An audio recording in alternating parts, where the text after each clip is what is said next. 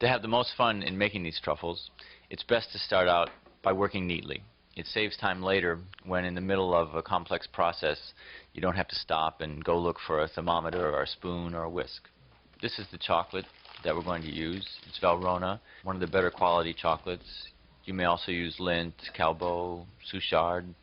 Now we're going to make our measurement. We'll measure the chocolate that is going to be used to make the ganache centers and measure the heavy cream. The flavoring here is Grand Marnier, but you can make an infinite variety of other flavors as well, and we'll explain how to do that later. This is a key technique here. You'll notice that we're shaving the chocolate into very fine shards. We make it as small as possible so that there are no big lumps which take longer to melt. These relatively uniform pieces are going to melt easily and fall over each other into a smooth liquid chocolate. I recommend a serrated knife because it helps to break up the chocolate into smaller pieces. Some of it turns into almost a powder. Clean up everything as you go along so you don't have to come back to a messy table. Now let's heat up the cream. We're going to bring it to a boil. If you wanted to use another flavor variation, now would be the time to add it. Now we'll pour the hot cream over the chocolate, and this is the beginning of a crucial process. Let's look at the emulsion happen. The cream is melting the chocolate, and it's still all in place, separate cream and chocolate. We're going to start to stir in the center and slowly bring the cream in from the sides. This way we're not introducing too much liquid to the amount of fat at once. We slowly bring in the liquid cream, and you can already see the emulsion start to form in the center, where the chocolate is shinier and thicker and folds over on itself as the spoon pulls through it. As we pull the cream in from the outside, little by little, in concentric circles, we see that the chocolate has even more body, and the spoon leaves a wake behind it as it pulls through the chocolate. We'll continue stirring in the center so that we're sure that all pieces of the chocolate are melted. Now we have a smooth ganache. You know you've got what you want when you see the shiny, lustrous surface, good body, and smooth texture. It should look like a soft pudding. Allow the ganache to cool, and in the meantime, soften up the butter at room temperature by cutting it into small pieces. Then whisk it in a bowl to turn it into a soft, creamy mixture. This will let the butter combine with the chocolate ganache more smoothly. We're looking for a homogeneous mixture of butter and chocolate.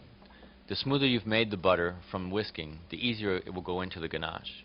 Keep stirring and moving it around until the butter slowly assimilates into the chocolate. It will take a while, so keep mixing till all the lumps disappear. Eventually, you'll wind up with this smooth, silky ganache. The last step is to add the Grand Marnier or other flavoring and stir it in until it becomes a smooth mixture. The flavor varieties are infinite. I like to use raspberry puree, apricot puree, or passion fruit puree. You might like orange rind or lemon rind. They all go well with chocolate. Now we're ready to pipe out the truffles. We use a pastry bag for this. You can make a big mess out of this, or you can do it this way. Roll the edges of the bag down and keep them clean while you fill the center of the bag. This way, when you roll the edges back up, the chocolate won't get all over your hands. Now we're ready to pipe out some rounds of chocolate ganache. Squeeze the bag near the top and use the other hand to guide yourself as you go along. You can make a size between a dime and a quarter, depending on the size truffle you want. Remember, they'll be a little bit bigger after you dip them. You'll never get them perfectly round at this point, but lift up the bag with a twist of the wrist as you finish squeezing the chocolate, so you come up with a Hershey's Kisses type shape. Try to make neat rows using up all the ganache. Refrigerate the truffles for a half hour to an hour so they become cold and firm, and they'll be easier to work with when you shape them into round balls with your hands. Now we measure out 2 pounds of chocolate, which will be used for dipping the chocolate truffles. Cut the chocolate with a serrated knife until you have fine, small shavings of chocolate, which melt readily. Go over it once again so the larger pieces are broken up into small chunks. Boil some water, then remove it from the heat before placing the bowl of chocolate on the top of it.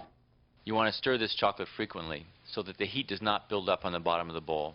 chocolate burns easily at temperatures over 160 degrees Fahrenheit. We're going to bring this chocolate to 120 to 125 degrees Fahrenheit. You'll soon have a bowl of melted chocolate.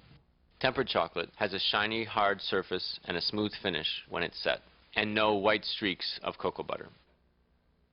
We first heat the chocolate to 120 degrees Fahrenheit, making sure that it's well mixed together and all the pieces are melted.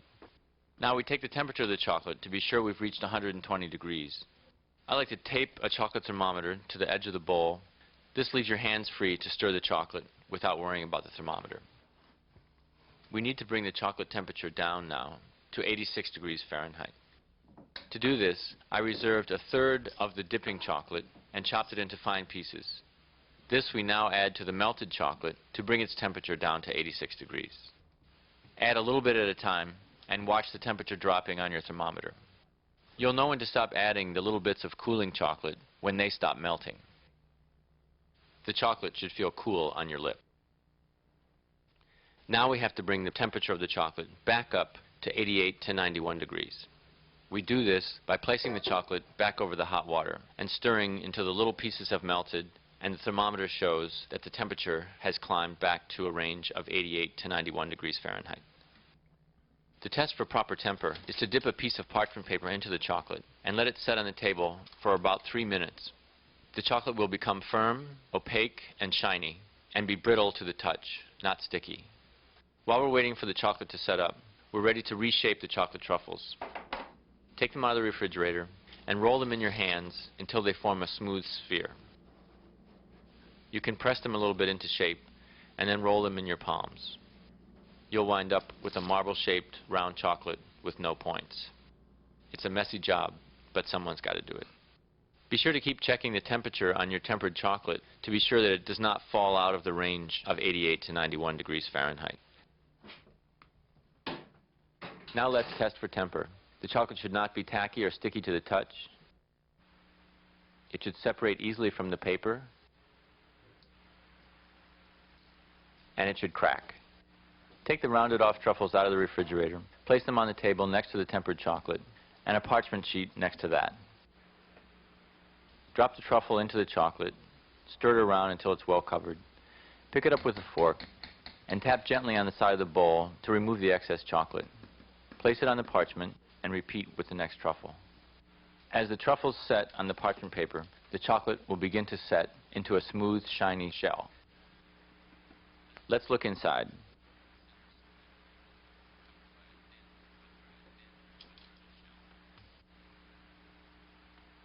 The center is smooth and creamy, covered by a thin but brittle shell.